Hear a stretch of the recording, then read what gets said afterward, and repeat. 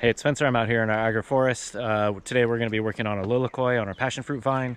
Um, so it's been a little while since we've been out here and worked out here. It's been probably 2 or 3 months since we've really done any work out here. So that's kind of the way that these systems work. You know, we work it, we leave it alone for a while, and then we come in and we touch it minorly, and then we keep it just growing for a minute, and then we come through and we cut it again.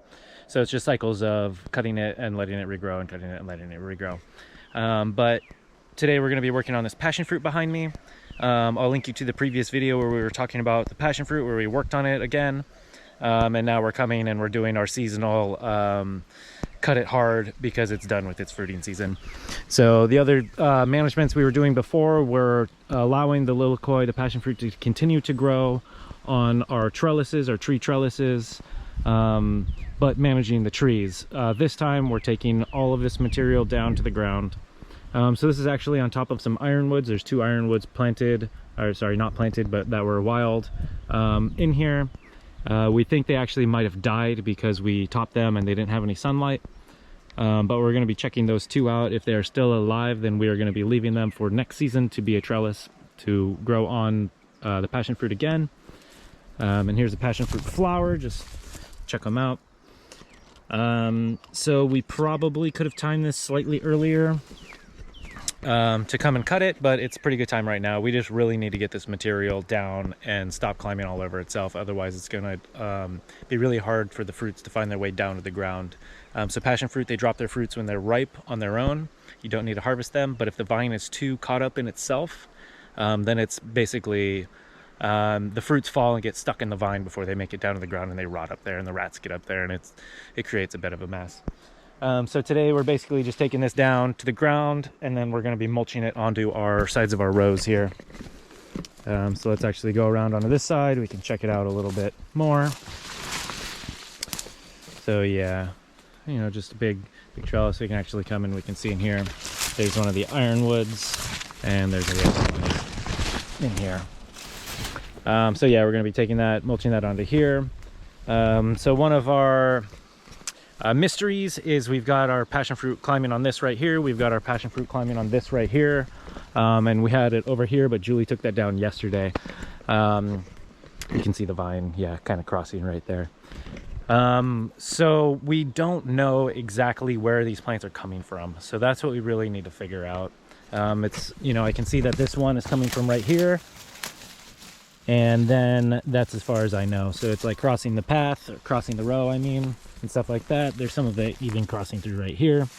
So we're hoping to figure out where the vines are going so we can prevent it from jumping these rows, so that we can figure out how we can manage the ground better. Because right now it's just total weeds. It's a nitrogen fixing vigna. But it's one of our problem plants that likes to twine on things and grow up stuff, and, you know, be a little bit of a problem. So I'd rather be having the grass like we have back there. So I want to get these vines off of the ground, crossing the path, so that then I can come and put grass as the biomass out here. So anyway, we're going to manage this one right here behind me, and then I'm going to be jumping over here and we're going to be managing these ones. So these, we've done it also in previous videos. I'll link those in. So, you know, from another angle is how we kind of do it typically, but I will probably do it from this side for this video, just because of the sun and the season and whatever.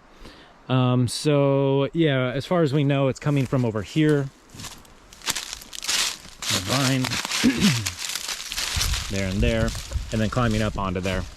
So we're going to be taking all the material down and then mulching it onto our rows here, giving our durian more sun, you know, just basically opening this up.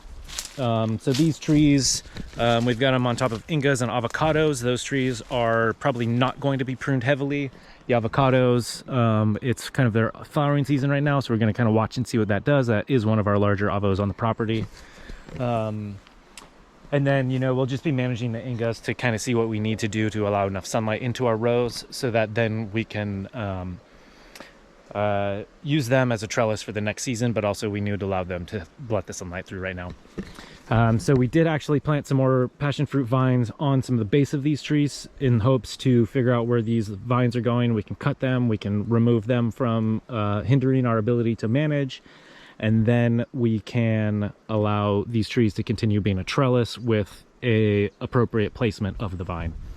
So yep, we're going to be coming and managing all of this, and then you know, we'll do that on time lapse, and then we'll come back through and I'll tell you, you know, kind of what we did, how it came to be, and where we put all the mulch and all that stuff.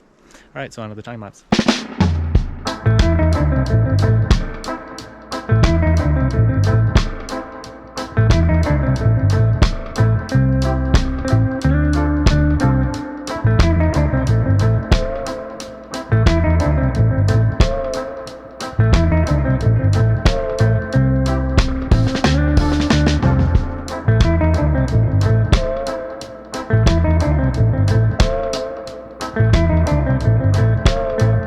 Alrighty, so we're all finished out here and we'll just show you around. So we basically took these down as far as we could. We mulched them on the sides here, there and there. And then we left the vine here. So these, they seem dead, but they still seem strong. So we're leaving them for now. Hopefully we can get another season off of them before they just break and fall over. So yeah, and then we just kind of strung up the vine. She kind of tied it on, that way it's up there, and then when it resprouts, then I'll just be able to take this all over again. And then we kind of noticed that the vine was going this way and crosses the underneath the row here. So we didn't quite figure out where that's going. And then we kind of figured out some of where this is going. And this one here, like I showed in the earlier video, was going that way, all the way across and up and over here. So we still didn't quite figure out what's going on, or not. Okay, we figured out what's going on here, but we didn't quite figure out how we want to manage it yet. So we're still kind of pondering that. We do like our trellises, and we do, you know, we're able to still get our good harvest with everything up and out of the way. So yeah, we're just kind of pondering that one still. And then we did come over here and take all of this down. So you can see on these ingas here, that's just the regrow from our last cuts. And then also on that avocado there. So yeah, just kind of took everything down, got some nice mulch on the ground. The passion fruit, it creates a pretty good amount of mulch. You know, we got our edges of our rows bermed up here pretty good. We got plenty of openness above us, plenty of sunshine coming through. And then we do have this other vine over here. This is a Sacha Inchi relative. This one is, I believe it's African instead of South American. And it has a larger nut, and I believe they're supposed to be edible raw. Haven't eaten it yet. Kind of an interesting plant, but we'll see how it goes. It's a super slow grower. We haven't really tried it, so might be interesting, might not be. So yeah, that's kind of about it out here. So it was just a pretty straightforward one, just basically pulling the vines down and getting them on the ground and kind of just figuring out what's going on here. And then we can just look and see here. So we have the vine going here. We're kind of thinking about maybe taking this off, but again, we're still kind of pondering what we're doing right now with the vine management. And then we have this part here crossing onto this and stuff. So the avo, yeah, we'll just kind of see what it wants to do. We'll see if it wants to flower. Probably, I don't know, I'm kind of assuming it won't, but we'll see what it does, and then we'll kind of determine what we want to do, if we want to do any more cuts and anything, because we definitely need to give more sun to that durian right there. So we want to cut that one branch above it and push that out. So yeah, pretty straightforward. Just some minor tidying up, you know, just one of our little steps we're doing before we get over to the agroforest and start making a big mess over there and cutting stuff down. So thanks for watching. If you like this type of content, please subscribe if you haven't already.